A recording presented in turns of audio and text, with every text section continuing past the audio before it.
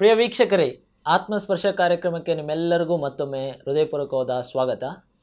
ನಮ್ಮ ಮಧ್ಯದಲ್ಲಿ ಜೋಕೆ ಪಿಟ್ರ ಅಯ್ಯನವರು, ದೇವಸೇವಕರಂತ ಜೋಕೆ ಪಿಟ್ರ ಅಯ್ಯನವರು ನಮ್ಮ ಮಧ್ಯದಲ್ಲಿದ್ದಾರೆ. ಅಯ್ಯನವರು, ನಿಮಗೂ ಆತ್ಮಸ್ಪರ್ಶ ಕಾರ್ಯಕ್ರಮಕ್ಕೆ ಸ್ವಾಗತ. ಪ್ರಿಯ ವೀಕ್ಷಕರೇ, ನಾವು ಕಳೆದ ಎಪಿಸೋಡ್ಗಳಿಂದ, ಕಳೆದ ದಿನಗಳಿಂದ ನಾವು ಸತ್ಯವೇದದಲ್ಲಿ ಬರುವಂಥ ಹಲವು ಡೌಟ್ ಕ್ವಶನ್ಸ್ ಅಥವಾ ಸಂಶಯಗಳಿಗೆ ನಾವು ಅಯ್ಯನವ್ರ ಹತ್ರ ಪ್ರಶ್ನೆಯನ್ನು ಕೇಳಿ ಅದಕ್ಕೆ ಉತ್ತರವನ್ನು ನಾವು ಪಡೆದುಕೊಳ್ಳುತ್ತಾ ಇದ್ದೀವಿ. ಈ ದಿನದಲ್ಲಿ ಸಹ ನಮ್ಮ ಮುಂದೆ ಇರುವಂಥ ಒಂದು ಪ್ರಶ್ನೆಗೆ ನಾವು ಅವ್ರ ಹತ್ರ ಪ್ರಶ್ನೆಯನ್ನು ಕೇಳಿ ಅದಕ್ಕೆ ಉತ್ತರವನ್ನು ಪಡೆದುಕೊಳ್ಳುವ. ಅಯ್ಯನವರೇ, ರೀಸೆಂಟಾಗಿ ಮೊನ್ನೆಯಷ್ಟೇ ನನ್ನ ಸ್ನೇಹಿತರು ಆ ಒಂದು ಪ್ರಶ್ನೆಯನ್ನು ನನ್ನ ಹತ್ರ ಕೇಳಿದರು. ಅದೇ ಪ್ರಶ್ನೆಯನ್ನು ನಾನು ನಿಮ್ಮ ಮುಂದೆ ಕೇಳಿ ಅದಕ್ಕೆ ಉತ್ತರವನ್ನು ಬಯಸುತ್ತೇನೆ. ಆ ಪ್ರಶ್ನೆ ಏನೆಂಬುದಾಗಿ ನೋಡುವುದಾದರೆ, is Jesus is alive even today?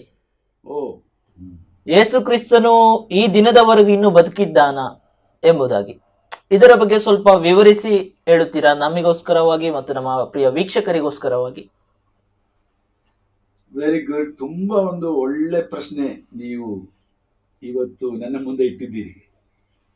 ಅಂದ್ರೆ ಈ ಪ್ರಶ್ನೆ ಅನೇಕ ಸಾರಿ ಅನೇಕರು ನನಗೂ ಸಹ ಕೇಳಿದ್ದಾರೆ. ಓಕೆ. ಸೊ ಹಾಗಾಗಿ ನೀವು ಈ ಪ್ರಶ್ನೆ ಇವತ್ತು ಕೇಳಿದಾಗ ನನಗೆ ತುಂಬಾ ಸಂತೋಷ ಆಗ್ತಾ ಇದೆ. ಯೇಸು ಕ್ರಿಸ್ತನು ಇಂದು ಜೀವಿಸ್ತಾ ಇದ್ದಾನ ಅಲ್ವಾ? ಹೌದು. Is Jesus really alive today? Even today. Even today? Yes. Okay. Yes. First of all, I want to tell you, my viewers, if at all I give any answer, solid answer, the source for those answers is primarily from the Bible. Okay. So ನಾನು ನಿಮಗೆ ಕೊಡುವಂತ ಉತ್ತರದಲ್ಲಿ ಅತಿ ಪ್ರಾಮುಖ್ಯವಾಗಿ ನಾನು ಮಾಡುವಂತ quotations, ಉದ್ಧರಣಿಗಳಾಗಲಿ ಅಥವಾ ಆಧಾರವಾಗಲಿ, ಅದಕ್ಕೆಲ್ಲ ಸತ್ಯವೇದವೇ ಕಾರಣ. ಓಕೆ. ಸೊ ನಾನು ವೈಜ್ಞಾನಿಕವಾಗಿ ಒಂದು ವೇಳೆ ಹೇಳುವುದಾದರೂ ಅಥವಾ ಬೇರೆ ಐತಿಹಾಸಿಕವಾಗಿ ನಿಮಗೆ ನಾನು ಉತ್ತರ ಕೊಡುವುದಾದರೂ ಸಹ, ಎಲ್ಲದಕ್ಕಿಂತ ಮುಖ್ಯವಾಗಿ ಸತ್ಯವೇದವು ನನ್ನ ಪ್ರತಿಯೊಂದು ಉತ್ತರಕ್ಕೆ ಮುಖ್ಯವಾದ ಆಧಾರ. ಓಕೆ. ಓಕೆ. ಸೊ ಆದ ಕಾರಣ ಈ ಒಂದು ಪ್ರಶ್ನೆಗೆ ಕೂಡ ಕರ್ತನಾದ ಯೇಸು ಸ್ವಾಮಿ ಇವತ್ತು ಜೀವಿತನಾಗಿದ್ದಾನಾ ಇಲ್ವಾ? ಈ ಒಂದು ಪ್ರಶ್ನೆಗೆ ಮೊಟ್ಟ ಮೊದಲನೇದಾಗಿ ಸತ್ಯವೇದದ ಹೊಸ ಒಡಂಬಡಿಕೆಯ ಮೊದಲನೇ ಗ್ರಂಥವಾದ ಮತ್ತಾಯನ ಬರೆದ ಸುವಾರ್ತೆಯಿಂದ ಒಂದು ವಚನವನ್ನ ನಾನು ಓದೋದಕ್ಕೆ ಬಯಸ್ತೇನೆ. Okay. For this answer, I just want to read one verse from the New Testament, the first book of the New Testament, rather, the book of Matthew, chapter 28, 28ನೇ ಅಧ್ಯಾಯ and verse 6, 6ನೇ ವಚನ. ತಾನು ಹೇಳಿದ್ದಂತೆ ಆತನು ಇಲ್ಲಿ ಇಲ್ಲ, ತಾನು ಹೇಳಿದಂತೆ ಎದ್ದಿದ್ದಾನೆ. ಬನ್ನಿ, ಆತನು ಮಲಗಿದ್ದ ಸ್ಥಳವನ್ನು ನೋಡಿರಿ ಮತ್ತು ಬೇಗ ಹೋಗಿ ಆತನ ಶಿಷ್ಯರಿಗೆ, ಸತ್ತವನು ಬದುಕಿದ್ದಾನೆ, ಆತನು ನಿಮ್ಮ ಮುಂದೆ ಗಲಿಲಾಯಕ್ಕೆ ಹೋಗುತ್ತಾನೆ, ಅಲ್ಲಿ ಆತನನ್ನು ಕಾಣುವಿರಿ ಎಂದು ತಿಳಿಸಿರಿ. Okay, thank you. So here we read the encounter of the angel of God with those women who went to the tomb of the Lord Jesus early in the morning of that Sunday. Okay. ಅಂದ್ರೆ ಯೇಸು ಸ್ವಾಮಿ ಸತ್ತು 3 ದಿವಸಗಳು ಸಮಾಧಿ ಒಳಗಡೆ ಇದ್ದ ನಂತರ 4ನೇ ದಿವಸ ಆತನು ಸಮಾಧಿಯೊಳಗಿಂದ ಎದ್ದು ಬಂದನು. ಎದ್ದು ಬಂದದರ ಕುರಿತಾಗಿ ವಿಚಾರ ಮಾಡುವುದಕ್ಕೋಸ್ಕರವಾಗಿ, ಅಥವಾ ಆ ಒಂದು ಸಮಾಧಿಯ ಬಳಿಗೆ 4ನೇ ದಿವಸ ಕೆಲವು ಸ್ತ್ರೀಯರು ಯಹೂದಿಗಳ ಅಥವಾ ಯೂದ ಧರ್ಮದ ಪದ್ಧತಿಯ ಪ್ರಕಾರವಾಗಿ ಸುಗಂಧ ದ್ರವ್ಯಗಳನ್ನ ತೆಗೆದುಕೊಂಡು ಸಮಾಧಿ ಬಳಿಗೆ ಹೋಗ್ತಾರೆ. ಅವರು ಸಮಾಧಿ ಬಳಿಗೆ ಹೋದಾಗ ಅವರು ಆ ಒಂದು ಸಮಾಧಿಯೊಳಗೆ ಹೊಕ್ಕಿ ನೋಡುವಾಗ ಅಲ್ಲಿ ದೂತರುಗಳು, ದೇವರ ದೂತರುಗಳು ಅವರಿಗೆ ಪ್ರತ್ಯಕ್ಷ ಆಗ್ತಾರೆ. the angel of God appeared to this woman. And as they were searching for the dead body of Jesus, they could not find the dead body. Okay. Instead, they encountered with the angels of God, and the angels of God were talking to this women. Okay. ದೇವದೂತರುಗಳು ಈ ಸ್ತ್ರೀಯರಿಗೆ ಭೇಟಿಯಾಗಿ ದೇವದೂತರುಗಳು ಈ ಸ್ತ್ರೀಯರ ಸಂಗಡ ಮಾತನಾಡಿದಂತ ಮಾತೆ ನಾವೀಗ ಓದಿದ್ದು 6ನೇ ವಚನದಲ್ಲಿ. Yes. Verse 6 is the talk of the angels, or the conversation of the angels with the women, right? Amen. Yeah. So 6ನೇ ವಾಕ್ಯದಲ್ಲಿ ದೇವದೂತ ಹೇಳ್ತಾರೆ, ನೋಡು, ನೀವು ಯಾಕೆ ಈಗ ಈ ಒಂದು ಜಾಗಕ್ಕೆ ನೀವು ಬಂದು ಸತ್ತವರೊಳಗೆ ಹುಡುಕುತ್ತೀರಿ, ಬದುಕಿರುವವರನ್ನು ಹುಡುಕುತ್ತೀಯ. ನಾವು ಈ ಸುವಾರ್ತೆಯನ್ನು ಮತ್ತು ಇತರ ಸುವಾರ್ತೆಗಳನ್ನು, ಇದು ಹೊಸ ಒಡಂಬಡಿಕೆ ಮೊದಲನೇ ಪುಸ್ತಕ ಮತ್ತಾಯ ಸುವಾರ್ತೆ, Yes. ಮತ್ತಾಯ, ಮಾರ್ಕ, ಲೂಕ, ಯೋಹಾನ, ಈ 4 ಸುವಾರ್ತೆಗಳನ್ನು ಓದುವಾಗ ಕೂಡ ಅಲ್ಲಿ ನಾವು ನೋಡುತ್ತೇವೆ ದೇವದೂತರುಗಳ ಆ ಒಂದು ಸಂಭಾಷಣೆ. Yeah. ಸೊ ಇಲ್ಲಿ ದೇವದೂತರು ಮರಿಯರಿಗೆ ಮತ್ತು ಇತರ ಆ ಸ್ತ್ರೀಯರಿಗೆ ಮಾತನಾಡುವ ಹೇಳ್ತಾರೆ, he is not here for he has risen. He is not here. Yeah. ನೀವು ಹುಡುಕುವಂತ ಆ ಒಂದು ಶವ ಇಲ್ಲಿ ಇಲ್ಲ, ಅವನು ಎದ್ದು ಬಂದಿದ್ದಾನೆ. So the first proof that Jesus is alive today is the Bible. Okay. Bible is the book of God. Okay. First of all, I want to say that Bible, Bible, you know, Yeah. that's the Bible. Yeah. And it means basic instructions, Okay. okay, Okay. before leaving this earth.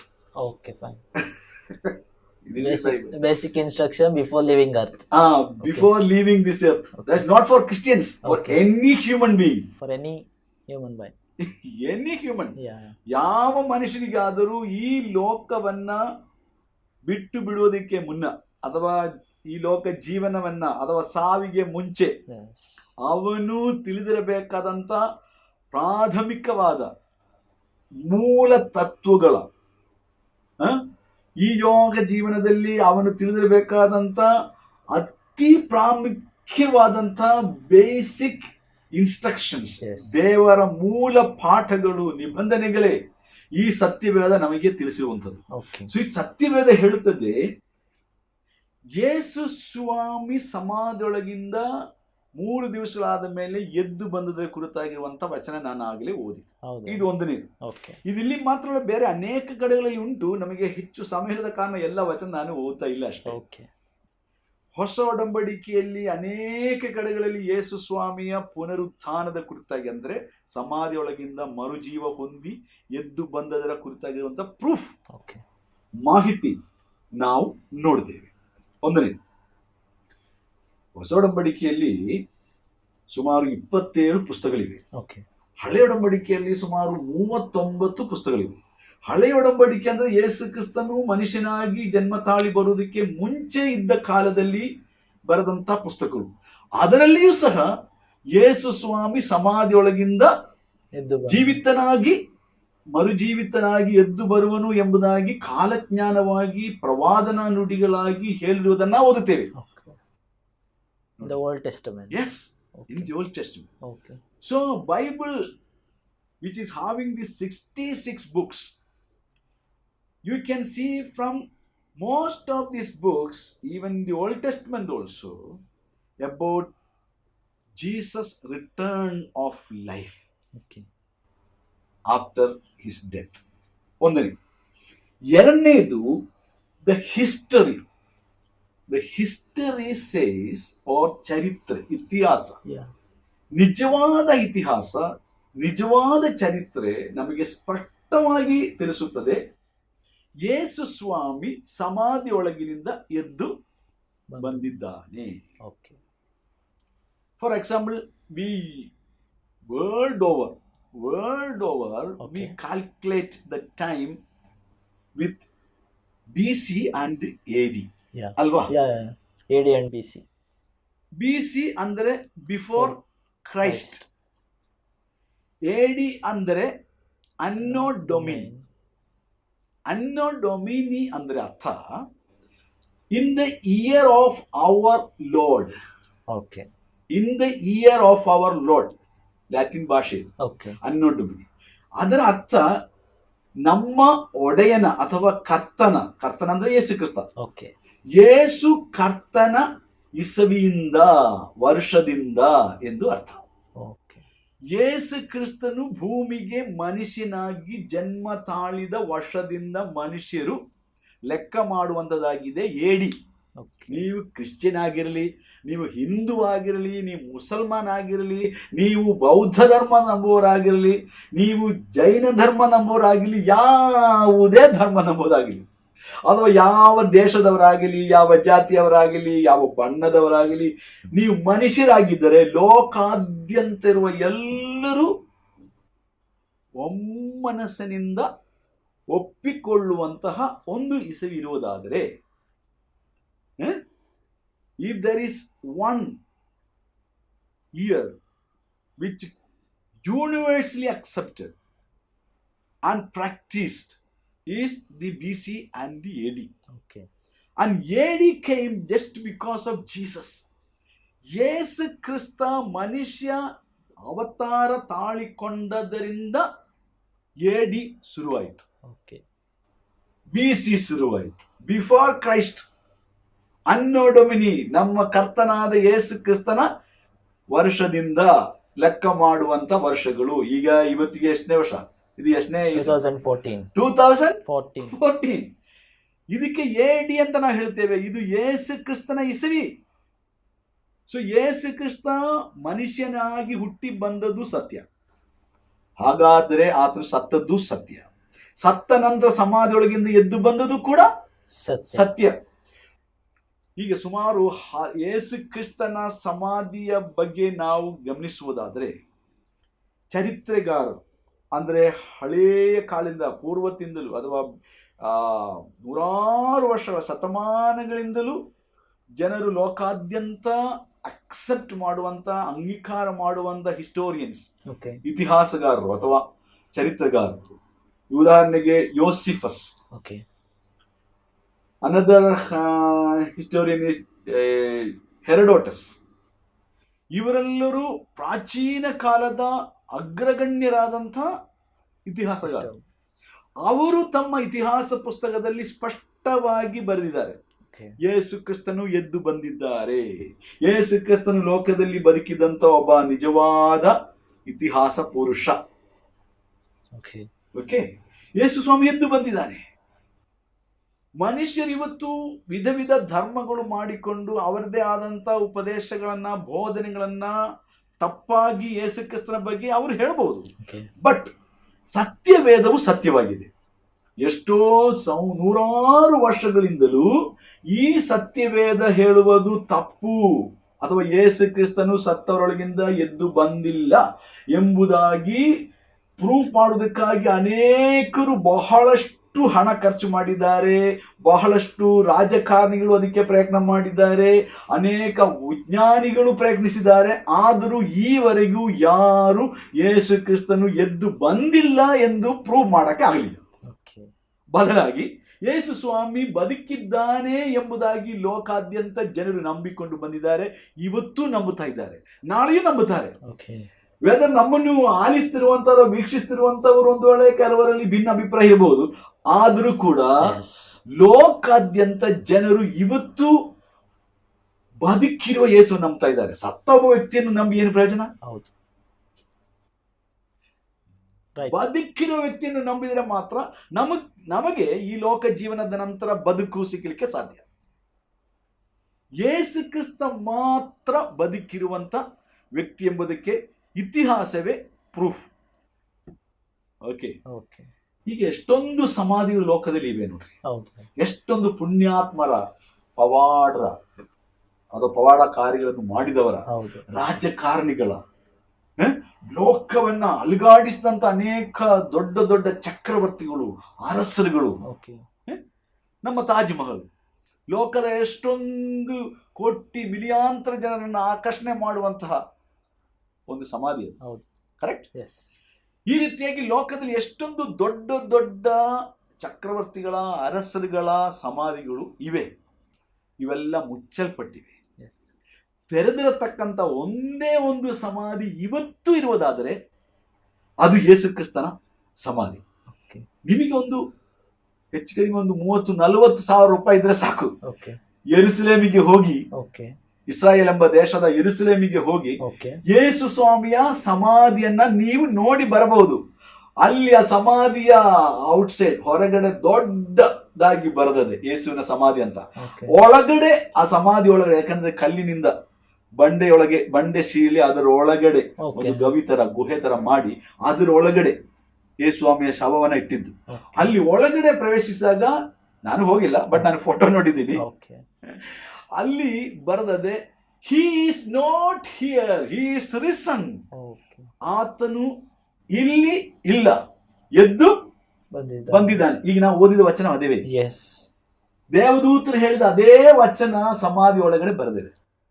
He is not here, he is risen. So historical proof, Yesu ಸ್ವಾಮಿ ಸಮಾಧಿ ಒಳಗಿಂದ ಎದ್ದು ಬಂದಿದ್ದಾನೆ. Okay, okay.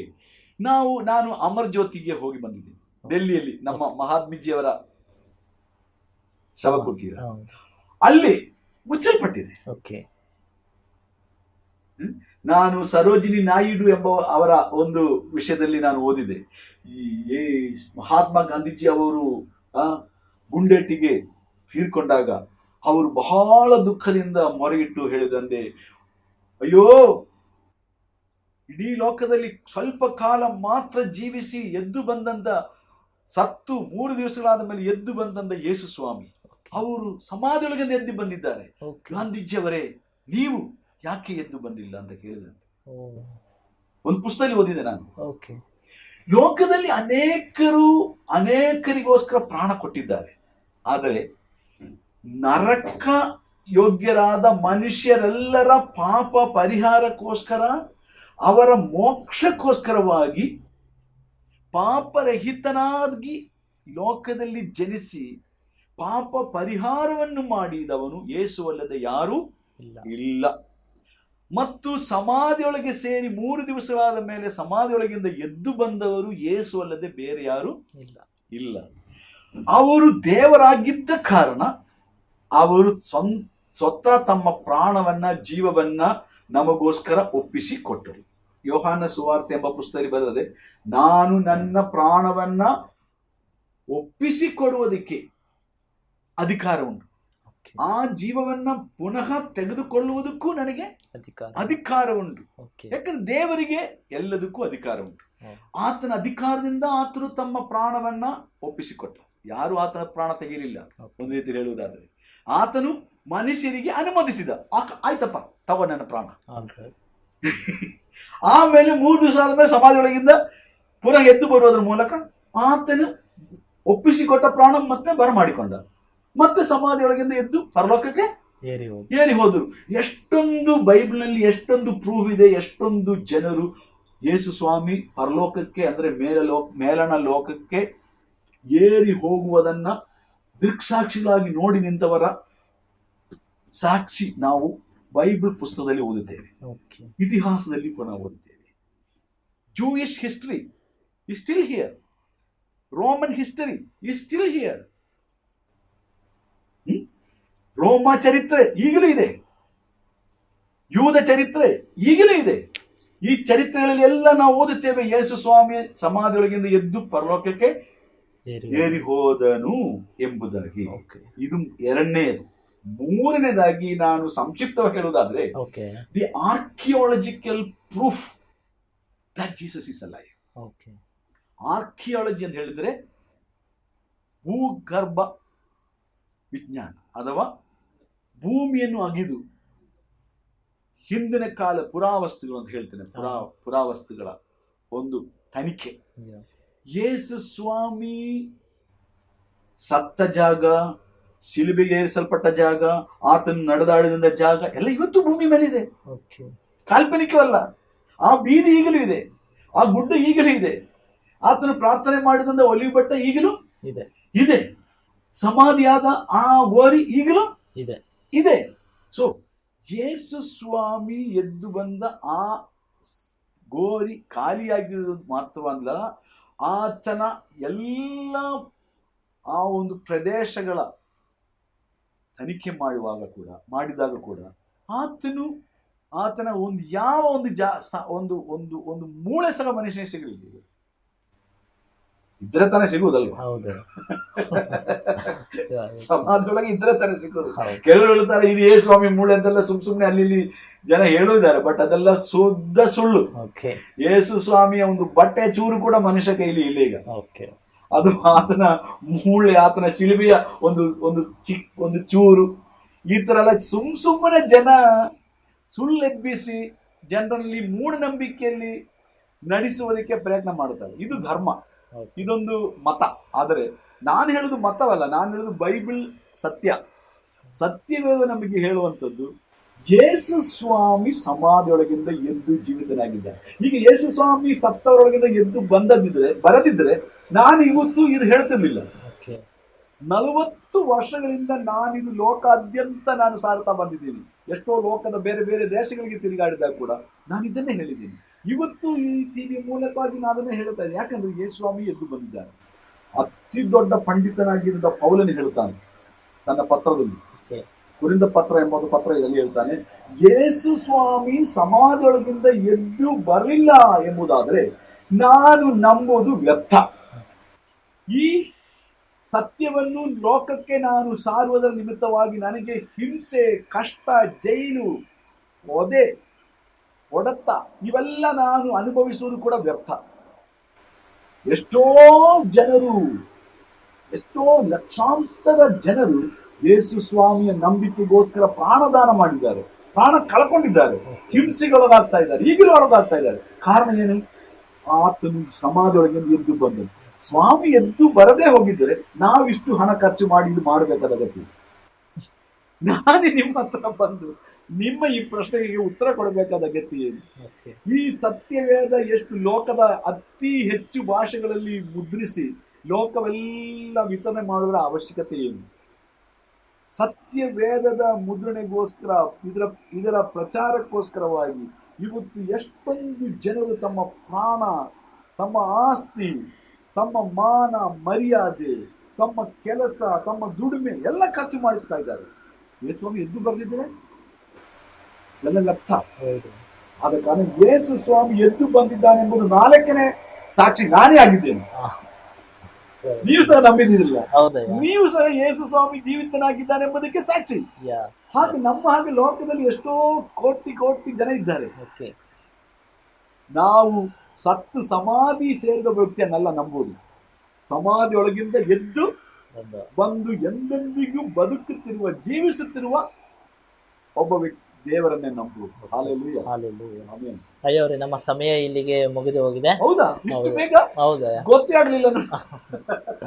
Okay, ಪ್ರಿಯ ವೀಕ್ಷಕರೇ, ನಾವು ಇಲ್ಲಿಯವರೆಗೂ ಅಯ್ಯನವರ ಹತ್ರ ಒಂದು ಪ್ರಶ್ನೆಯನ್ನು ಕೇಳಿ, ಈಸ್ ಜೀಸಸ್ ಇಸ್ ಅಲೈವ್, ಯೇಸು ಕ್ರಿಸ್ತನು ಈವರೆಗೂ ಬದುಕಿದ್ದಾನ, ಇಂದಿನವರೆಗೂ ಬದುಕಿದ್ದಾನ ಎಂಬುದಕ್ಕೆ ಅಯ್ಯನವರ ಹತ್ರ ಒಂದು ಸುಂದರವಾಗಿ, ಅದ್ಭುತವಾಗಿ ಅಯ್ಯನವರ ಹತ್ರ ಈ ಒಂದು ಪ್ರಶ್ನೆಗೆ ನಾವು ಉತ್ತರವನ್ನು ಪಡೆದುಕೊಂಡಿದ್ದೇವೆ. ಒಂದು ಪ್ರಶ್ನೆಯನ್ನು ಅಯ್ಯನವರು ಸುಂದರವಾಗಿ ನಮಗೆ ವಿವರಿಸಿ ಹೇಳಿದ್ದಕ್ಕಾಗಿ ಅಯ್ಯನವರಿಗೆ ಧನ್ಯವಾದಗಳು. ಹಾಗೂ ಪ್ರಿಯ ವೀಕ್ಷಕರೇ, ನಿಮ್ಮಲ್ಲಿಯೂ ಸಹ ಹಲವು ಸಂಶಯಗಳು ಬರುತ್ತಿರಬಹುದು, ನಿಮ್ಮಲ್ಲಿ ಸಹ ಹಲವು ಡೌಟ್ ಬರುತ್ತಿರಬಹುದು. ಒಂದು ಬೈಬಲ್ ವಿಷಯದಾಗಿ, ಒಂದು ಸತ್ಯವೇದ ವಿಷಯವಾಗಿ ನಿಮಗೆ ಬರುವಂಥ ಎಲ್ಲ ಡೌಟ್ಗಳನ್ನು, ನಿಮಗೆ ಬರುವಂಥ ಎಲ್ಲ ಸಂಶಯಗಳನ್ನು ನೀವು ನೋಟ್ ಡೌನ್ ಮಾಡಿಕೊಂಡು ಸ್ಕ್ರೀನಲ್ಲಿ ಬರುವಂಥ ನಮ್ಮ ಫೋನ್ ನಂಬರಿಗೆ ಅಥವಾ ನಮ್ಮ ಇಮೇಲಿಗೆ ನೀವು ಮೇಲ್ ಮಾಡ್ಬೋದು. ನಾವು ನಿಮ್ಮ ಪ್ರಶ್ನೆಗೆ ನಾವು ಸತ್ಯವೇದದ ಆಧಾರದ ಮೂಲಕವಾಗಿ ನಿಮಗೆ ಉತ್ತರಿಸಲು ನಾವು ಬಯಸುತ್ತೇವೆ. ಈ ಒಂದು ಕಾರ್ಯಕ್ರಮವನ್ನು ನಿಮ್ಮ ಮುಂದೆ ತರುವುದಕ್ಕೆ ನಾವು ಎಷ್ಟೋ ಒಂದು ಪ್ರಯಾಸ ಪಡ್ತಾ ಇದ್ದೇವೆ. ನೀವು ಸಹ ಈ ಒಂದು ಕಾರ್ಯಕ್ರಮಕ್ಕೆ ಸಪೋರ್ಟ್ ಮಾಡಬಹುದು. ಹಾಗೂ ಈ ಒಂದು ಎಷ್ಟೋ ಪ್ರಯಾಸ ಪಟ್ಟು ಈ ಒಂದು ಕಾರ್ಯಕ್ರಮ ನಿಮ್ಮ ಮುಂದೆ ತರಲಿಕ್ಕೆ ದೇವರು ಅವಕಾಶ ಕೊಟ್ಟಿದ್ದಕ್ಕಾಗಿ ದೇವರಿಗೆ ಸ್ತೋತ್ರವನ್ನು ಸಲ್ಲಿಸುತ್ತೇವೆ. ದೇವರು ನಿಮ್ಮನ್ನು ಆಶೀರ್ವದಿಸಲಿ. ಆಮೆನ್.